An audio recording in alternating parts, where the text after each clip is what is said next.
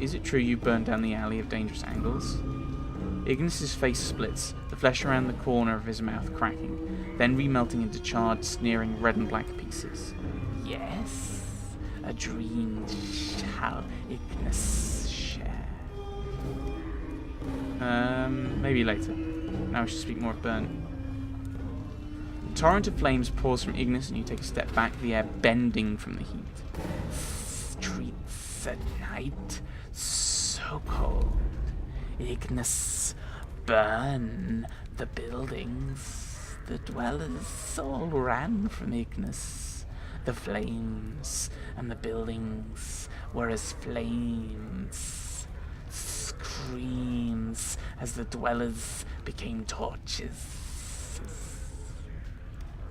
Listen quietly, waiting to continue. Buildings as skeletons.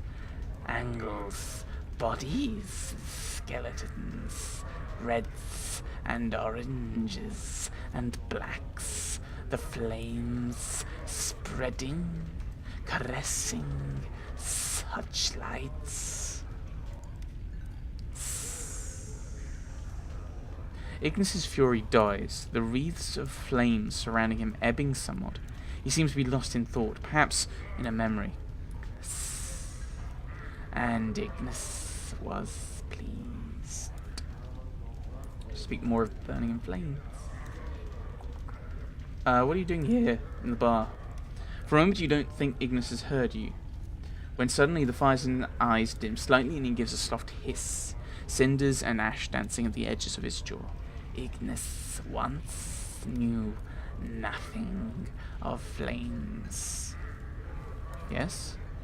Once Ignus knew nothing of flames.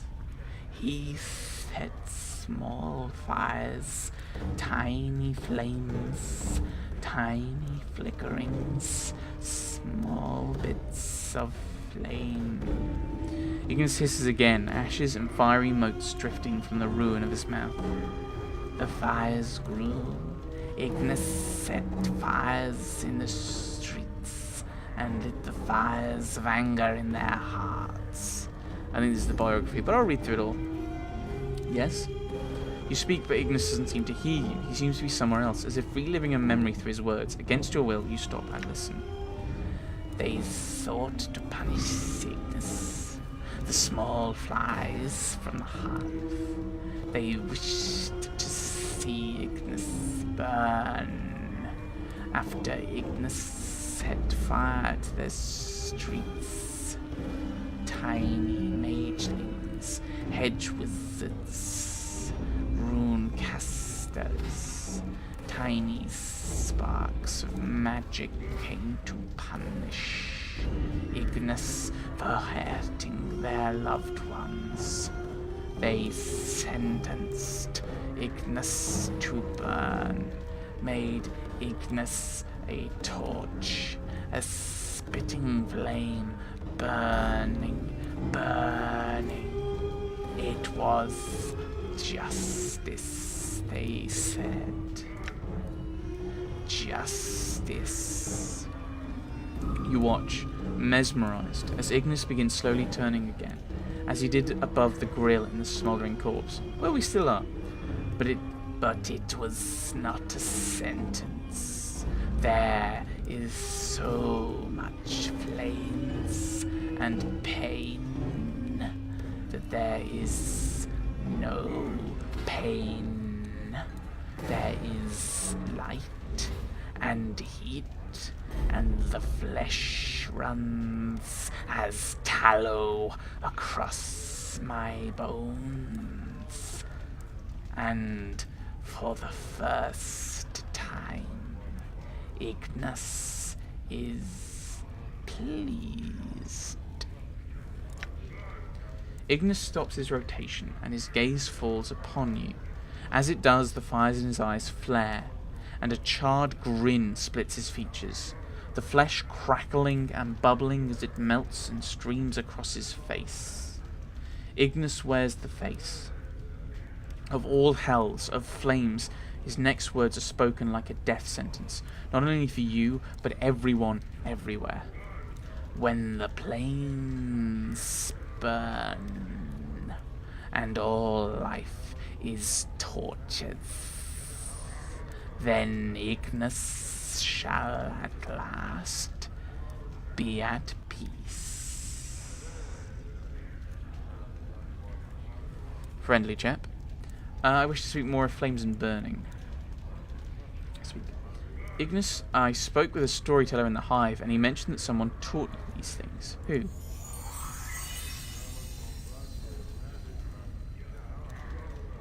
Of learnings and teachings, you know. Gouts of flame erupt from Ignus's mouth in a horrid semblance of laughter. You have always taught Ignus. Ignus, master you were. Oh, we're finding more about ourselves.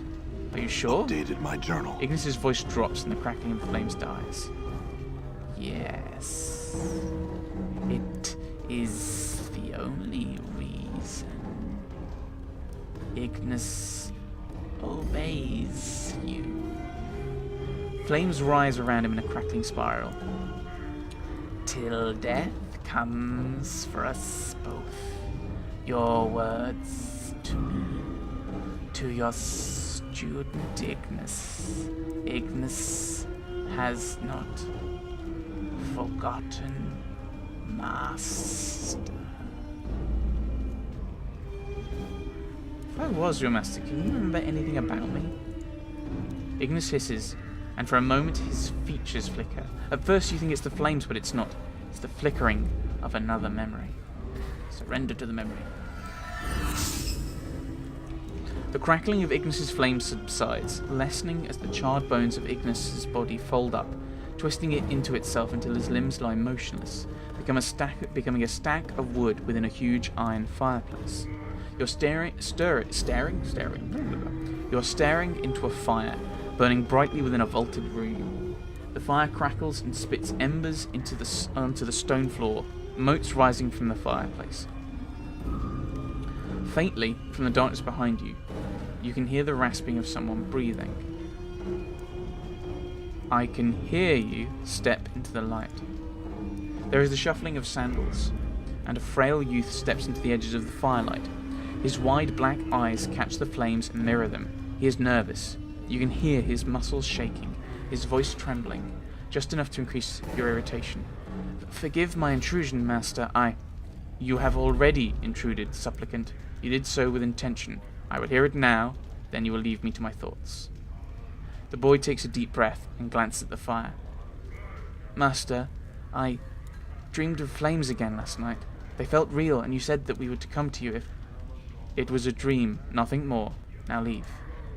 The boy does not move. His brows draw together, and slowly he displays his hand. The flesh around the fingers, blackened, burned. How did your hand come to be burned, supplicant? I awoke and my hands were as ash. The boy meets your gaze. He is still trembling, faintly, but there is an eagerness in his body which angers you. I dreamed I soared above the earth, and the ground and sky were as fire. The world itself was so bright that it hurt to look at it, master. And when I awoke, my hands, they were burned, as if I had held a flame within my hands. You lie, supplicant. You have come to me with a story, and now you're in danger of angering me. No, master. The boy's face glistens with a sweaty sheen of fear. No, upon my life I do not. You burned yourself with a candle, supplicant, or thrust your hand within one of the pyres in the vault of currents. Now you come to me and tell me a dream burned you?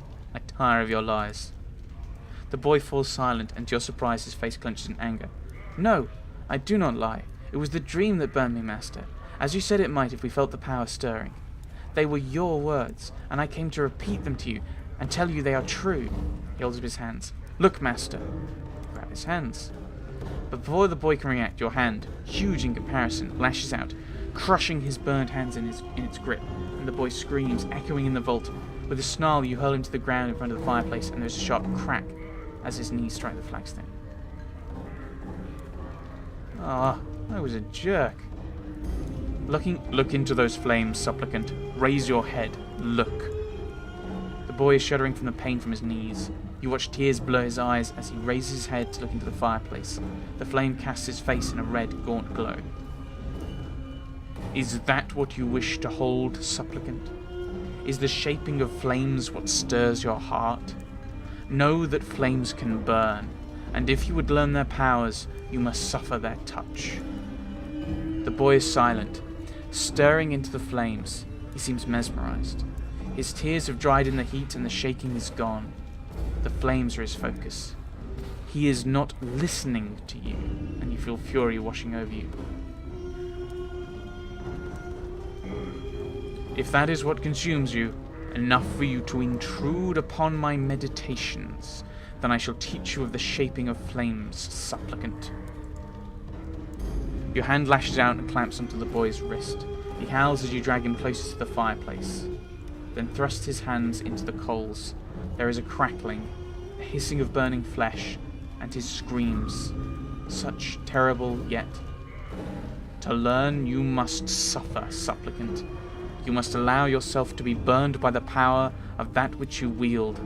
Know its torment, and you shall know how to use it against your enemies. Updated my journal. Your vision clears, the memory streaming away like smoke. Ignus is hovering above you, his head cocked to one side and an insane blackened grin smeared across his face. Master Ignus has not forgotten your teachings. Any other options? Yeah, Ignus, about your teaching, about the torments I subjected you to. I'm sorry. Flames, not torments. Ignus slowly turns, twisting above the ground. He may have heard you, but you don't know if the words meant anything. Are you sure, supplicant?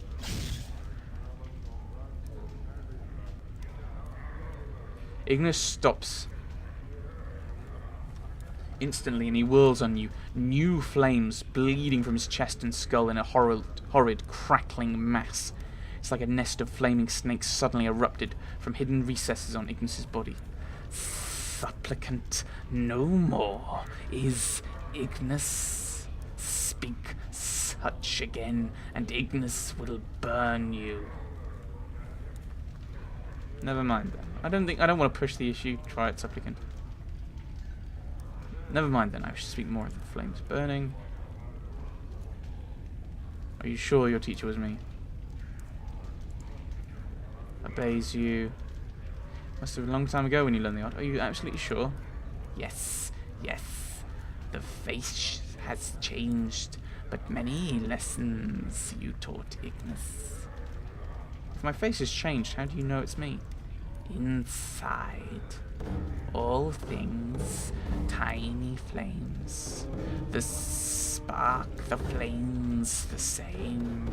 No matter the skins. Skin can bleed, skin can burn, but the inner flame remains. Anything about me that's going to be going around that same thing? Do I have to be trained for him to train me? He said there'll be suffering, but I don't know what that'll be. I'll think about that, I think. I have no further questions. No! Speak! Speak of flames! Speak of the burning!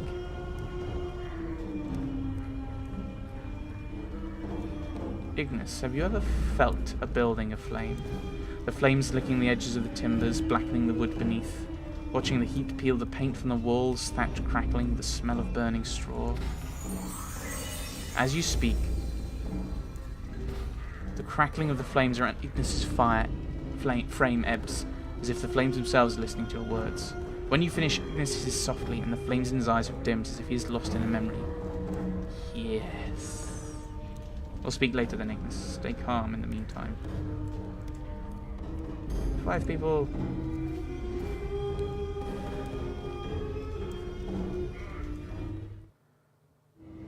Done. Right. I'm actually gonna slide you up to there. Not that it actually matters. I think probably keeping Ignus at the back is sensible, considering he's a mage. That actually makes sense to switch those guys around as well. Because he's a pure fighter. I'd like to move further back, but I don't think we can. I can't, actually. I've got to press the train travel. Let's go and rest. All right.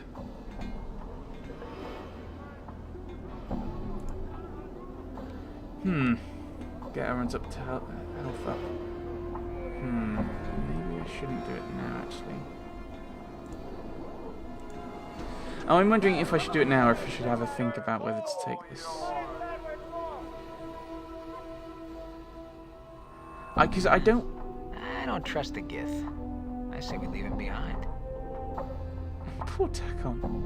Because I don't really want to. I don't want to just take the pen. Oh, I don't know. Actually, mage spells. Yeah, I think you're all pretty much set, aren't you? You have a lot of fire spells. I mean, I've got a couple of 4. So assuming I get the same abilities he's get, I'll get some more these things. Like I'd get that. I would assume. I assume his training will have a downside, but I'll basically get a load of the different fire spells. Let's take a chromatic orb and put friends in, I think. Friends gives a massive bonus to charisma, which I don't think we need.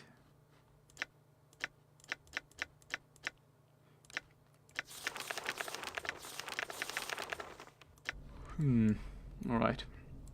I think we'll rest. Can I rest here? Still 5. And we will rest.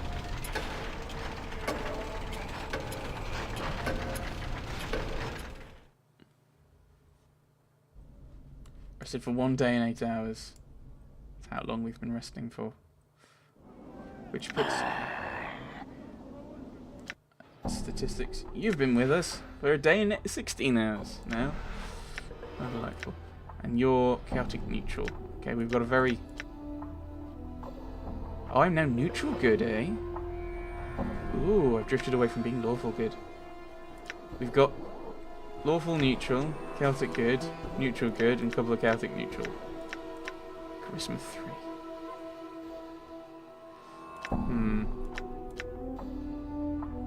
Oh, that's actually a thing. What inventory do you have? Your fireball, you got a few random bits and bobs. I assume you can't carry any weapons. Ignus will not part with it. I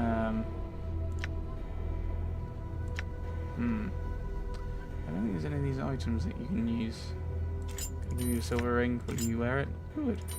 I should probably just keep it and sell it another time. So it looks like maybe there's not really a huge amount of stuff we can do with his inventory. All right. But I think we'll put a cut in there. We've now drifted to neutral good. If you keep bobbing about, Skull, I'm gonna mount you in the end of a pike. Okay. Having a bit of a scrap in our party. Maybe it's kind of because Ignus is chaotic neutral. Maybe going and getting him is what's kind of drifted us away from lawful. We'll see what happens. We'll see what happens in the future. Maybe I'm going to drift back. We'll find out. Maybe not next time, but maybe we'll find out in the future. Thanks for watching, everyone. Thanks for watching.